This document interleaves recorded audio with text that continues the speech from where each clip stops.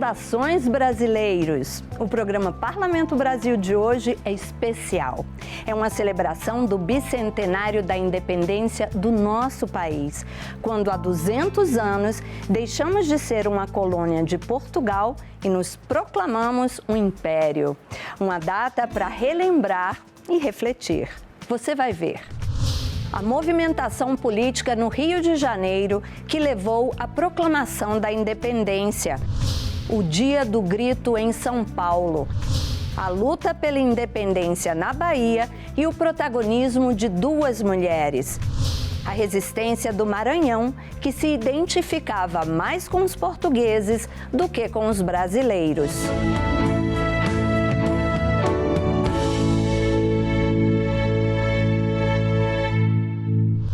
Esses e muitos outros acontecimentos há 2 séculos criaram um novo país.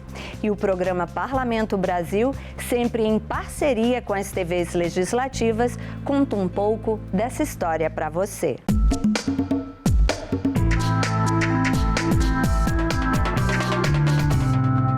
Não foi na base do grito que o nosso país se tornou independente. Houve vários movimentos, protestos, costuras políticas. Em algumas províncias houve batalhas e muitas mortes. Sede da corte portuguesa na época, a província do Rio de Janeiro foi o cenário de muitos desses eventos históricos. Quem nos conta é o historiador Milton Teixeira, numa entrevista à TV Alerj. O Brasil está comemorando o bicentenário da independência e nada melhor do que estar no Rio de Janeiro, onde aconteceram tantos fatos importantes, marcantes para esse processo histórico. Eu estou aqui com o professor Milton Teixeira, que vai contar um pouquinho dessa história para a gente. Professor, esse local, especialmente a Praça 15, é o berço de muitas dessas histórias, né? Com certeza, a Praça 15 guarda ícones importantes do processo de independência. Aqui foi palco dos eventos mais importantes. Eu digo que apenas o grito não foi aqui. Para vocês terem uma ideia, foi bem próximo daqui que desembarcou Dom João em 1808, iniciando um processo de modernização da colônia e que a possibilitaria se tornar independente alguns anos depois, com toda a infraestrutura que ele criou. Atrás de mim fica o convento do Carmo, onde ficou a rainha Dona Maria I, a louca, que apesar de louca era efetivamente rainha e que foi motivo para a elevação dessa terra a Reino Unido de Portugal, Brasil e Algarves. Você tem ao nosso lado o antigo Paço Imperial, onde no dia 9 de janeiro de 1822, da 7ª janela, Dom Pedro I, ainda na época príncipe regente, avisou ao povo que não voltaria mais a Portugal, abrindo assim o processo de independência de uma maneira bastante efetiva. E mais adiante, na rua 1º de Março, esquina de rua 7 de Setembro, que tem esse nome, por causa da nossa independência, está a Igreja do Carmo, antiga capela real, onde Dom Pedro foi finalmente coroado imperador do Brasil no dia 1º de dezembro de 1822. Como vocês veem, nesse lindo espaço histórico, você tem um pouco da história da independência do Brasil. E, professor, Dom João teve que retornar a Portugal muito pressionado, né, e acabou deixando o Dom Pedro aqui, o imperador, para levar adiante também esse processo de independência, né? Qual era a situação, né, do reino e do Brasil que culminou com esse momento da independência? Bom, Portugal estava uma ebulição muito grande, ninguém mais queria Dom João no Brasil. Eles achavam que tinham virado colônia do Brasil. As cortes reunidas, né, exigiram a volta do rei o quanto antes, senão eles iam indicar um novo rei. Dom João ficou sem saída e teve de voltar a Portugal, muito pesaroso. E conta-se que ele lá na Europa, quando via um mapa do Brasil, dizia: ali é que eu fui feliz, ali é que eu fui rei. Passei no Brasil os melhores anos da minha vida. Mas ele, ao partir, deixou o filho. E no dia da partida, ele abraça Dom Pedro e diz: Pedro, se o Brasil se libertar, antes seja para ti que me hás de respeitar do que para qualquer um desses aventureiros. Ou seja, ele próprio abriu o caminho para a independência, ele sabia o que ia acontecer, sabia que isto aqui era próspero, o Brasil era próspero, Portugal não era. Não existem satélites maiores do que o planeta principal. A 7 de setembro de 1822, Dom Pedro deu o grito lá às margens do Ipiranga. Se bem que Dom Pedro não considerava esse grito muito importante. Ele dizia que o Brasil só foi independente quando ele foi aclamado imperador no Campo de Santana, aqui no Rio de Janeiro, no dia 12 de outubro, pelo povo. Porque aí sim, quando o povo o reconheceu como imperador e defensor perpétuo do Brasil. E o povo pedia que Dom Pedro ficasse aqui, o senhor mencionou, a gente tem aqui o Paço Imperial, onde aconteceu essa cena, né, do Dia do Fico, porque ele mesmo também estava sendo pressionado a retornar, né, e não retornou por pressão do povo brasileiro e dos representantes políticos da época também, né? Com certeza, Dom Pedro sofria pressões. De início, ele queria voltar para Portugal, mas ele viu que a coisa lá não estava boa. Dom João tinha perdido todos os poderes, tinha virado um rei constitucional que tinha que obedecer aos deputados e senadores. E Dom Pedro não via isso com bons olhos. Então, ele já em outubro de 1821, ele dizia que era muito difícil voltar para Portugal. Finalmente, depois de uma exigência mais forte, ele dá a resposta que era pedida pelas pessoas que estavam aqui, né? Dizem que no dia 9 de janeiro tinham 5.000 pessoas aqui pedindo que Dom Pedro ficasse. E ele então fez a famosa frase: se é para o bem de todos e felicidade geral da nação, estou pronto. Diga ao povo que fico e recomendo a todos união e tranquilidade.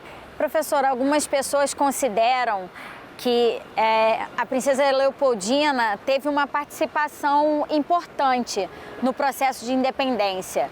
E hoje a gente falando sobre o papel da mulher na sociedade, essa é uma história real ou isso é uma lenda que se criou em torno da figura dela? Leopoldina foi importantíssima, era uma das mulheres mais cultas do Brasil. Falava e escrevia em 5, 6 idiomas.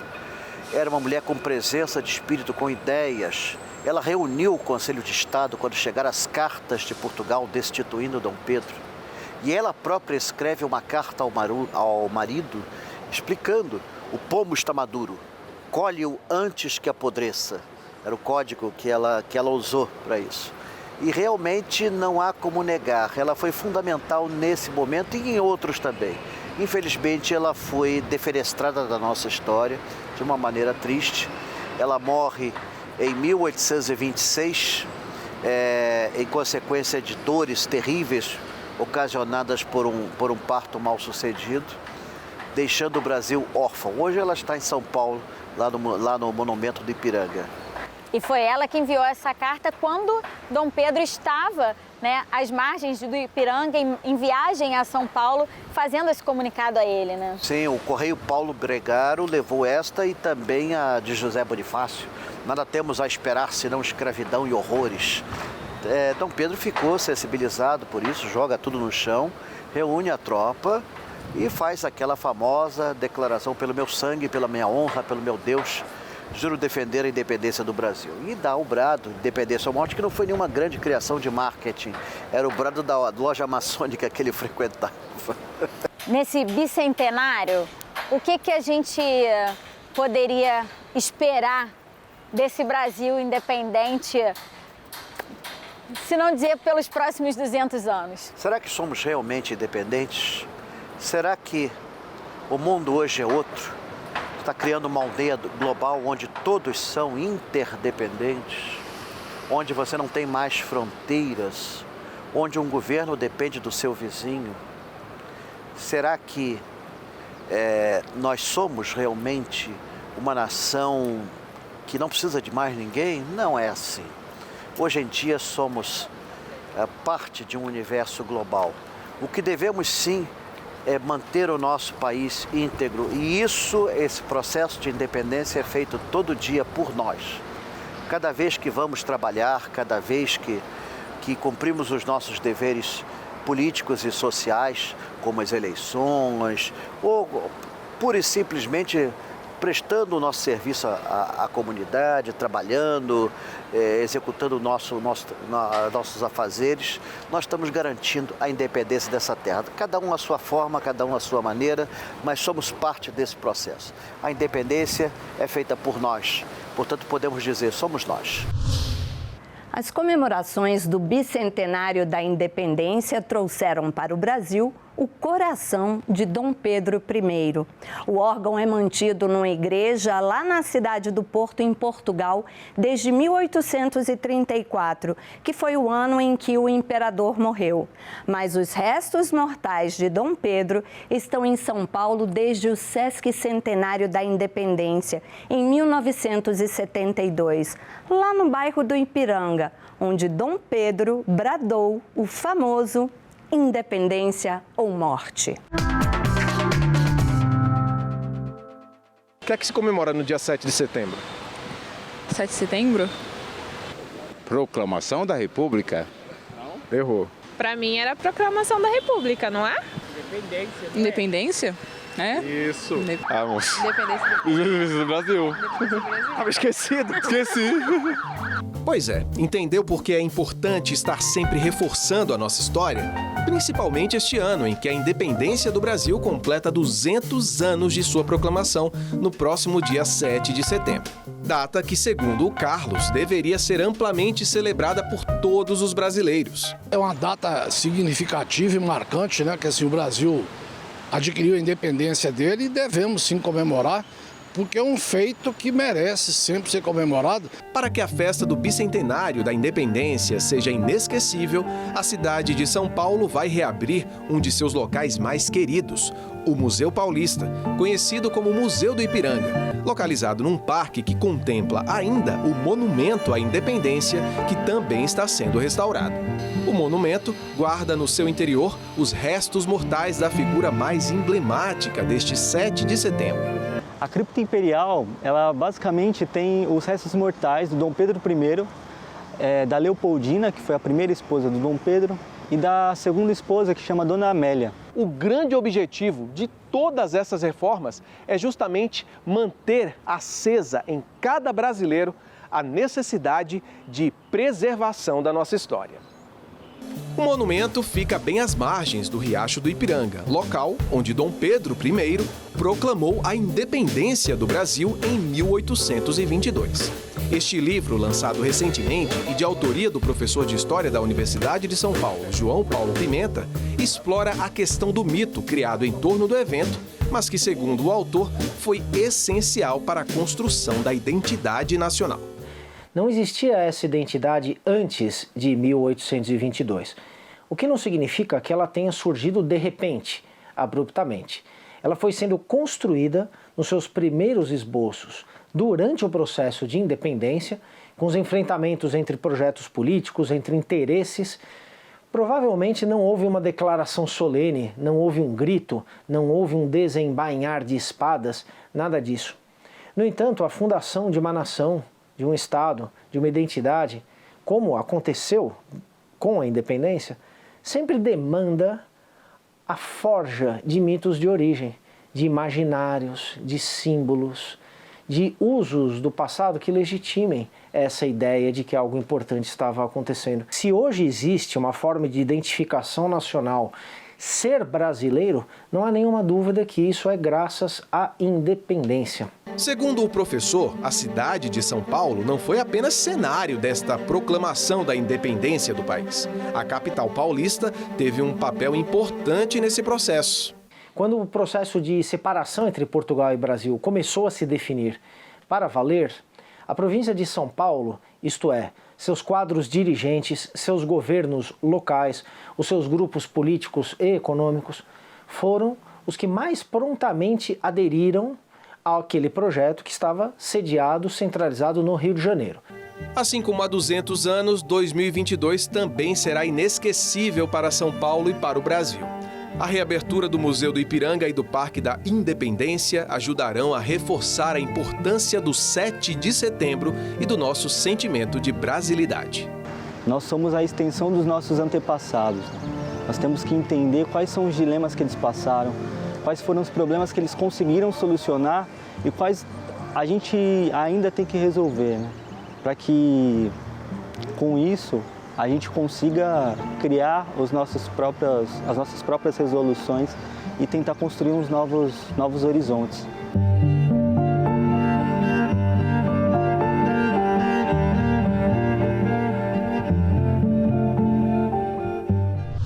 Você já deve ter ouvido falar de Joana Angélica e Maria Quitéria, tipo Rua Joana Angélica, Rua Maria Quitéria, mas talvez não ligue os nomes à independência do Brasil. Pois bem, as duas eram da Bahia e foram heroínas do movimento pela libertação do Brasil do domínio português. A província da Bahia foi palco de muitos conflitos violentos pela separação, mas sua independência só ocorreu de fato no dia 2 de julho de 1823, quase um ano depois do 7 de setembro. O bicentenário da independência tem uma data oficial, 7 de setembro de 1822. Mas a declaração de Dom Pedro está, na verdade, no meio de toda a história. 7 de setembro, na verdade, é um ponto num percurso que começa, de fato, em agosto de 1820, que é quando os soldados do exército português se rebelam na cidade do Porto e seguem para Lisboa, que era a capital, para justamente exigir a volta do rei Dom João, que estava no Brasil desde 1808. Então, a partir daí é que começa esse processo, que vai culminar no 2 de julho de 23, passando pelo 7 de setembro de 22. O 7 de setembro não é nem o início nem o final dessa batalha. Nessa disputa entre as forças lusitanas e brasileiras para o domínio da colônia, acontece o primeiro e mais trágico episódio da independência, a morte da Madre Joana Angélica, em fevereiro de 1822, aqui em Salvador. Um desses grupamentos vai tentar invadir o convento da Lapa, não só pela questão do convento, Nossa Senhora da Conceição da Lapa, mas para tentar ter acesso ao que hoje é o Vale dos Barris, para, por trás, chegar até grupo de brasileiros que estavam ali tentando alcançar o Forte de São Pedro, pelo que hoje é a ladeira da Concha Acústica, que todo mundo conhece, a ladeira da Concha Acústica. Pois bem, então é tentando alcançar esses brasileiros que eles querem cortar caminho por dentro do convento. Ela, como abadesa, não permite, e aí ela é atingida de forma mortal pela baioneta de um soldado, depois ela é socorrida, mas chega a falecer. Foi nessa porta que Joana Angélica foi atingida. O túmulo da abadesa, que liderava a paróquia naquele momento, está aqui. A tragédia mobilizou a população baiana para lutar voluntariamente na Guerra da Independência.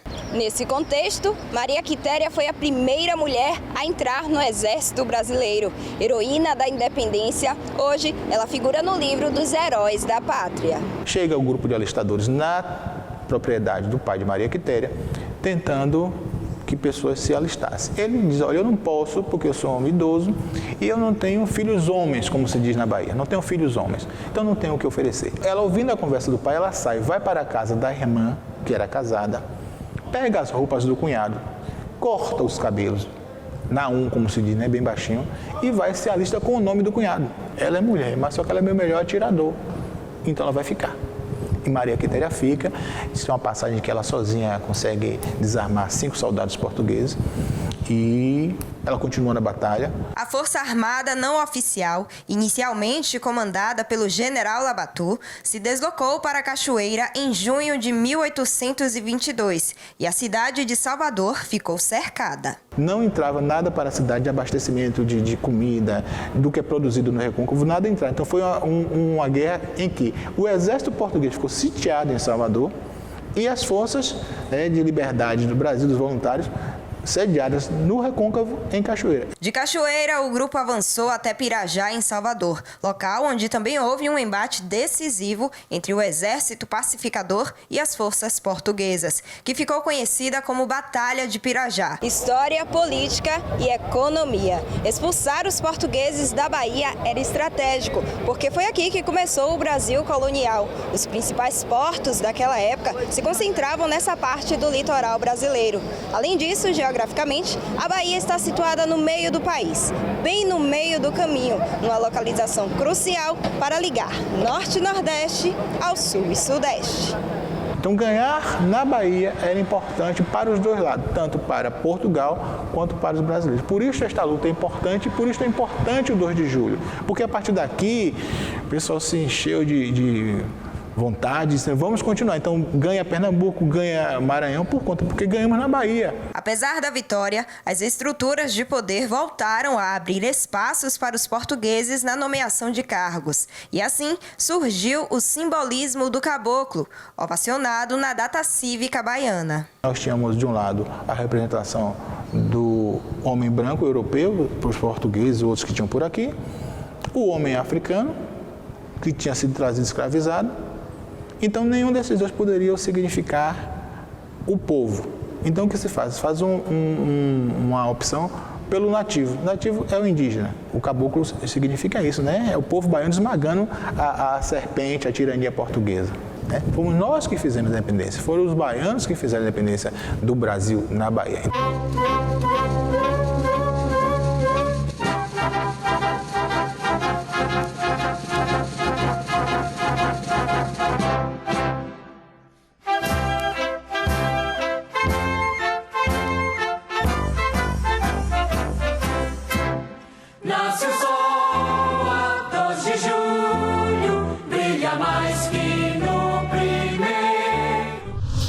Só no dia 28 de julho de 1823 que a província do Maranhão aderiu à independência.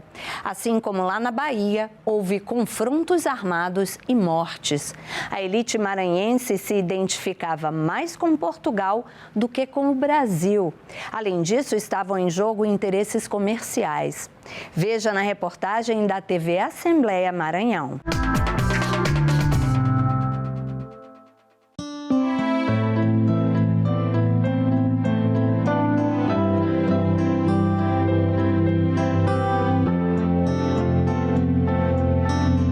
A influência portuguesa no Maranhão ainda pode ser vista nos dias de hoje pela presença das edificações e também pelo projeto urbanístico do centro histórico.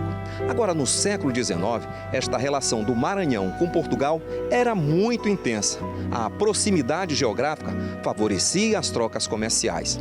Além disso, os filhos das ricas famílias de maranhenses estudavam na Europa, principalmente na Universidade de Coimbra. Estes fatores foram determinantes para que o Maranhão só aderisse à independência quase um ano depois. Tudo se explica porque, neste período, o Maranhão era uma das mais ricas regiões do Brasil. As relações políticas e comerciais com o sul e sudeste do país eram pequenas. É importante pensar que a independência ela é um projeto do Rio de Janeiro, dos negociantes do Rio de Janeiro interessados na permanência do regente Pedro, né? E diante das resistências de Portugal para que o Pedro, filho do rei, permanecesse no Rio, você tem um processo de independência, né? Mas ela não é interesse de todo esse território. No Maranhão, no Pará, na Bahia, as conexões políticas, comerciais eram muito mais ligadas a Portugal do que ao Rio de Janeiro, né? Então, não por acaso, essas independências vão acontecer só no ano seguinte e a partir de confrontos militares, né? No caso do Maranhão, 28 de julho. Documentos do Arquivo Público do Maranhão revelam momentos de tensão durante o período. Em um ofício da Junta Provisória da Província do Maranhão ao secretário de Estado dos Negócios do Reino do Brasil, foram comunicados os acontecimentos que deram início aos protestos e tentativas de conflitos armados em diversas vilas na província do Maranhão. Um dos ofícios revela que o Piauí propôs ao Maranhão aderir ao sistema independente, mas as divergências políticas levaram o Maranhão a armar-se contra o Piauí. E no interior do estado, vários conflitos ocorriam. Cidades eram tomadas e São Luís sofria bloqueios internos e estava sufocada até com falta de suprimentos. Mas a cartada final para a adesão à independência foi a chegada do navegante escocês Lord Cochrane, que ameaçava bombardear a ilha. Quando Cochrane chega aqui em 26 de julho, há uma situação já, eu diria, de esgotamento das forças portuguesas aqui, já concentradas apenas na capital e em Caxias. E o que ele faz, basicamente, é oficializar esse ato no dia 28 e depois tomar as principais medidas de reorganização política desse novo Estado. Vai confiscar uma série de navios e de produtos pertencentes àqueles que eram identificados como portugueses, vai depor a antiga junta de governo e organizar a eleição de outra. Então, ele tem um papel decisivo, importante, já numa fase bastante adiantada do processo. Diante da falta de apoio militar vindo de Portugal, a província foi obrigada a aderir à independência em 28 de julho de 1823. Esse é um momento, né, que se chama a Era das Revoluções. Elas estavam acontecendo no mundo todo, né? Na Europa, na América Espanhola, e a América Portuguesa também estava em convulsão. Essas convulsões chamam as guerras de independência. A historiadora me conta ainda que o 28 de julho de 1823 foi mais simbólico e que a independência, de fato, nunca ocorreu por completo. Não houve realmente uma mudança de estrutura social. A escravidão ainda continuou, né? E esse é um momento de você fazer reflexões, né? De você pensar sobre democracia, sobre uma verdadeira libertação, né? Mas a data que marca a adesão do Maranhão à independência do Brasil, devido à sua relevância histórica, sempre é lembrada pelos maranhenses. E, inclusive, motivou a Lei 2.457, de 1964, que criou o feriado em todo o estado. É um momento para refletir sobre a importância da luta dos maranhenses, que sonhavam com uma pátria e queriam um país para chamar de seu.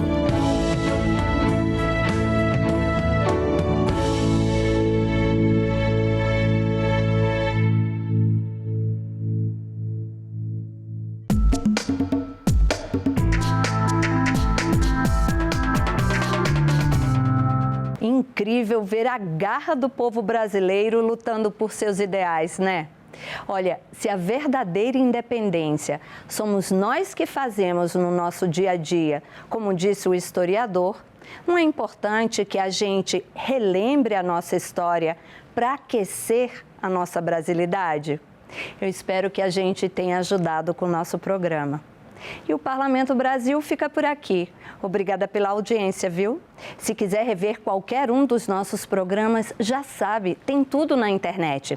senado.leg.br/tv/Parlamento Brasil ou o canal da TV Senado no YouTube. Aproveita, se inscreve. Você também pode mandar um e-mail para a gente. Semana que vem a gente volta. Tchau!